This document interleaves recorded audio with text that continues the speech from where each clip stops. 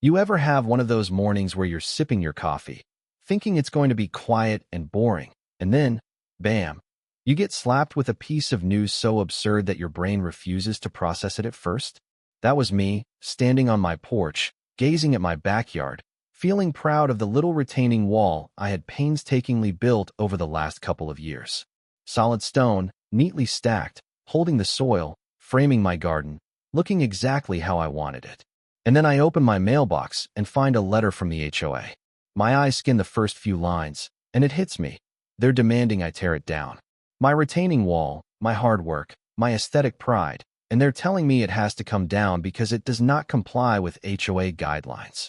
At first, I just blink. Twice, maybe 3 times. I'm convinced that my coffee is still half asleep and hallucinating, because there's no way. No way. This wall has been here for years. It hasn't shifted. It hasn't collapsed. It isn't blocking anyone's view. It's literally doing exactly what it's supposed to do, hold back dirt. And yet, here it is, a formal demand, with all the legalese, signatures, and official stamps, telling me to dismantle my own property. And for a moment, I just stand there, coffee in hand, staring at the wall as if I could negotiate with the stones themselves. Then the reality sets in. This is HOA Karen at her finest, the kind of person who believes the neighborhood exists to enforce her aesthetic rules, her sense of control, her tiny idea of perfection. Every little flower bed, every fence post, every brick or block she can find is fair game for judgment. And now my wall is the target. And my first reaction? That mix of shock, disbelief, and, honestly, a little rage that simmers quietly under the surface. I pace back and forth across my backyard, coffee long cold in my hand, thinking about all the options. Call them, argue, appeal, maybe. But deep down, I know the real satisfaction is going to come from handling this on my own terms. And as I gaze at the wall, running my fingers along the smooth stone, I realize something. This is not just about a wall. It's about boundaries, respect, and a quiet, clever way to push back against someone who thinks they can control everything. And the funny thing is, the absurdity of it all doesn't hit me all at once. It creeps in slowly, in small moments. The crisp morning air, the chirping birds, the sun hitting the stones just right. Everything is normal, peaceful, serene, and yet there's this looming chaos that has nothing to do with weather or nature. It has everything to do with human behavior. And I start thinking, how does someone even get to the point where tearing down a perfectly good retaining wall feels justified? How did HOA Karen convince herself this was essential? And for a brief moment, I picture her clipboard, pacing the streets, measuring, judging, checking every brick, and it makes me want to laugh, though it's more of a nervous, incredulous laugh. I step closer to the wall, tracing a line with my finger, thinking strategically. There's a moment of clarity where I see this as an opportunity, not just to defend the wall, but to send a message in a way that is satisfying, clever, maybe even hilarious. I can hear my internal narrator voice, calm, sarcastic, and a little wicked. Okay, you want it gone? Fine, but let's make it memorable. And I start thinking about the logistics. How will I approach this? Will I dismantle it myself? Will I document it? How will HOA react when they realize I'm not just complying blindly? And that's when the anticipation builds, the thrill of quiet, strategic rebellion. The neighbors peek through their curtains occasionally, as they often do when anything happens in a suburban neighborhood. And I imagine them whispering, maybe smirking, maybe shaking their heads. HOA Karen would probably already be plotting her next move, convinced that she's about to win some sort of battle. And in my mind, I'm readying the narrative, the calm before the storm, the setup, the plan. This is not going to be loud or messy. It's going to be smart, precise, and satisfying in a way that words alone cannot capture. I take one last sip of my now cold coffee, feeling the weight of the morning settle over me, and I whisper to myself, all right, let's see how this plays out. There's a thrill in knowing that action is coming, that something absurd is about to become legendary in this quiet neighborhood. And in that pause, before the plan is executed, the story is already unfolding. I can see it in my mind's eye. HOA Karen pacing, neighbors peeking, my retaining wall poised in all its silent glory, and me, ready to act, calm but delighted by the ridiculousness of the situation. And that's where we leave part 1. The calm, calculated tension, the absurdity of the demand, the anticipation of clever action. The wall is standing. The HOA has made its move. And I, for my part, am just getting started. 30 minutes, maybe a day, maybe a week, whatever it takes. The response will be quiet, clever, and entirely memorable. So, I spend the morning pacing my backyard, staring at the retaining wall like it's a chess piece, waiting for the right moment to make my move. My coffee is long gone. The birds are doing their thing. And somewhere in the back of my mind, I can hear HOA Karen probably scribbling notes, imagining the satisfaction she's about to feel when I finally comply. But here's the thing. She has no idea I've been planning this quietly, methodically, in my own head. The wall isn't just a wall anymore. It's a statement. It's a symbol. And it's about to become the centerpiece of a very small, very precise act of rebellion. I gather my tools, gloves, hammer, chisel, a few extra boards, and of course my phone, because if this is going to go down, it might as well be documented. I start slowly, carefully, dismantling the top row of stones. Each block I lift is deliberate, not a hasty motion, not a destructive tantrum. It's precision, strategy, and as I work, I can't help but imagine the scene that will unfold. HOA Karen marching up the driveway, ready to berate me for noncompliance, only to find that the wall is gone, but in the most calculated, clever way possible. And then, of course, she notices. She's pacing near the fence line, clipboard in hand, frowning like she just smelled something rotten, and her head snaps toward me. "What are you doing?" she demands, voice sharp, panic just barely restrained. And I look up, gloves dusty, hammer in hand, and respond, calm as can be, "Just taking care of the wall, as requested." And she blinks, her face flushing, clearly not expecting me to interpret the demand in such a literal, almost mischievous way. I can see her trying to process what's happening, pacing a little, muttering to herself about compliance, regulations, HOA rules. But I keep working. Slow, methodical, satisfying. The blocks come down, one by one, carefully stacked to the side, safe, neat, but completely removed. And as I do this, I narrate quietly to my phone, half to myself, half for the record. Ladies and gentlemen, this is HOA Karen learning that control is an illusion, and that sometimes compliance can be creatively interpreted. Neighbors begin to peek from behind their curtains, some quietly filming, some just whispering to each other. I can hear the faint murmurs. "Did you see her face? She's losing it. What is he doing?" And the absurdity hits me. Here we are, in the middle of a quiet suburban street, a full-blown saga unfolding over a retaining wall, and everyone is watching like it's some kind of live theater. And HOA Karen can feel it too. The embarrassment, the realization that her plan to enforce aesthetic perfection has backfired, creeping across her expression. As I continue dismantling, she approaches, gesturing wildly, demanding explanations, claiming that I am violating rules, that this isn't how things are done. But it's too late. The wall is gone, removed carefully, without damaging the ground, without destroying anything beyond what was necessary, and yet the impact is undeniable. I step back occasionally, wiping sweat from my forehead, and just watch her, pacing, muttering, realizing that her power, the illusion of it at least, has been undermined in a single, calculated act.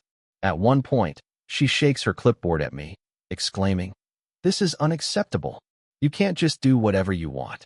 And I can't help but smile slightly, almost gently, because the truth is exactly that. I can do what I want, within reason, because she demanded it.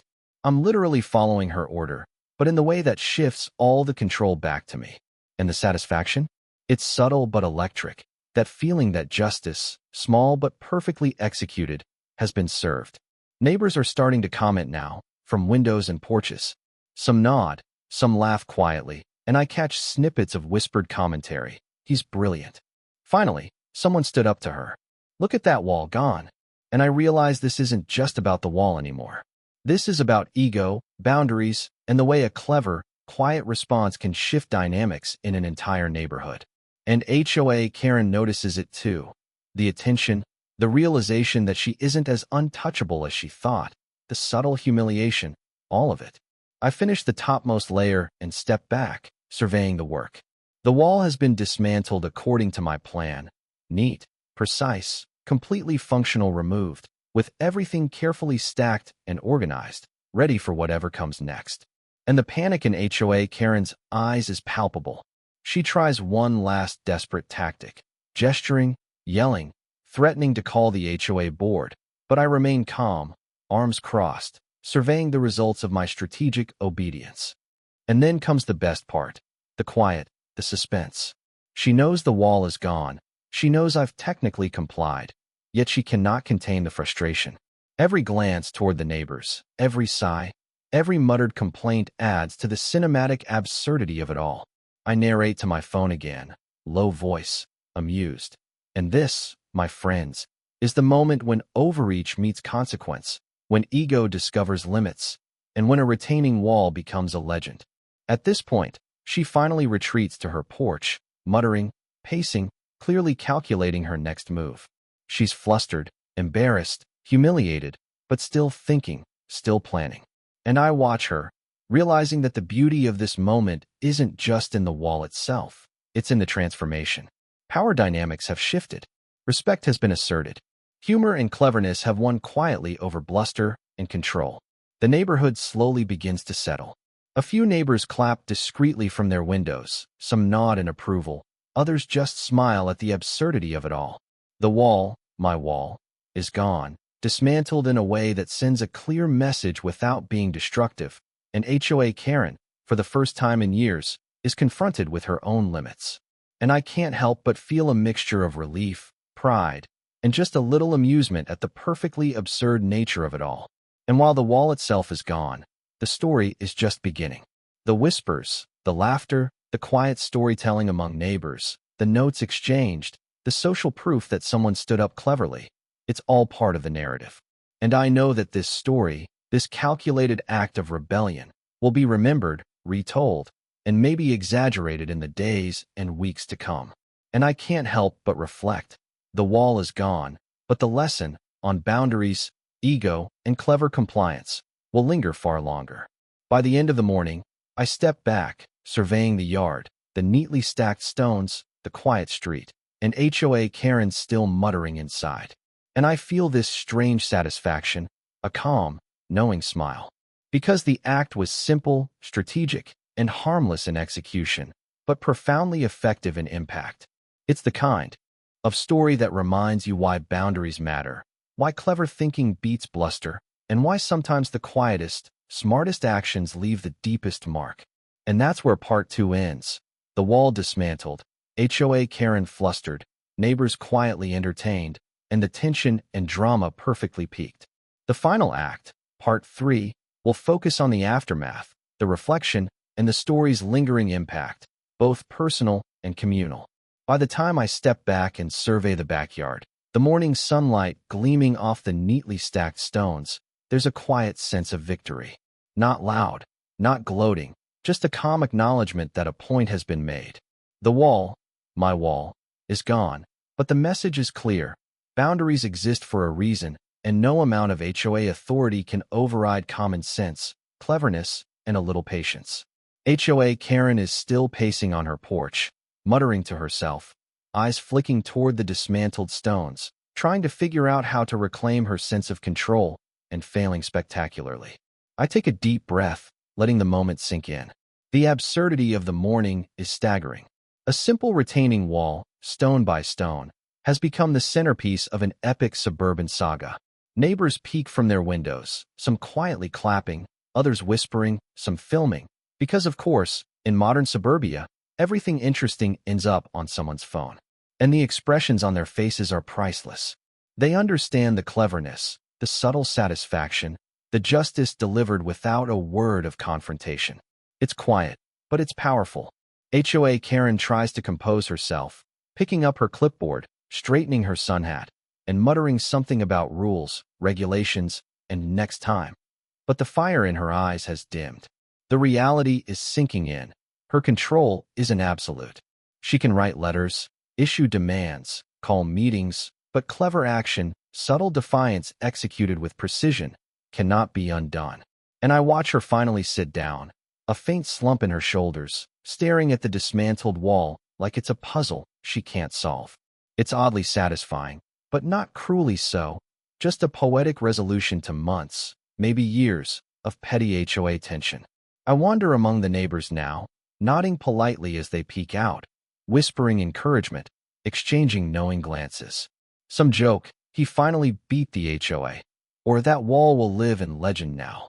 And it strikes me that the story doesn't end with bricks and mortar. It continues in whispers, smiles, and subtle social shifts in the neighborhood. People now know, without being told, that clever, calm, precise action can triumph over overreach. And HOA Karen senses it too, even if she won't admit it. The quietest moves carry the deepest impact. For my part, I sit back on the porch, looking at the stones, reflecting.